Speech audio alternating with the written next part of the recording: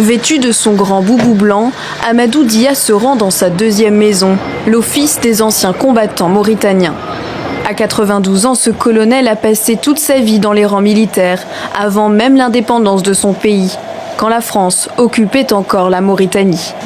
Pendant la période de 15 ans et 8 mois effectués sous le drapeau français, je n'ai connu que des intensités et des activités très intenses. A commencer par la guerre d'Indochine où il se rend 2 fois, puis celle d'Algérie en 1954. Il se rappelle des débuts difficiles où la discrimination régnait dans les rangs.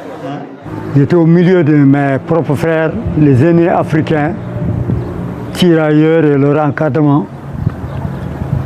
Ils nous voyaient mal venir dans l'armée et nous disaient par des propos un peu déplacés: vous avez gâté l'école pour vous et vous venez pour gâter l'armée pour nous. Alors en 1960, quand son pays déclare son indépendance, il est fier de troquer son costume français pour celui de la nouvelle armée nationale.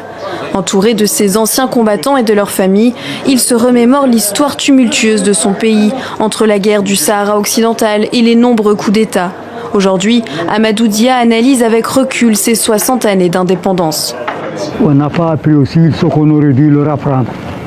Les militaires ont appris un peu, commander petite, moyenne et grande unité. Mais commander une unité et gérer un pays, c'est différent. Aux côtés de sa famille, le colonel à la retraite se donne une nouvelle mission, transmettre son expérience aux nouvelles générations, celles qui bâtiront la Mauritanie de demain.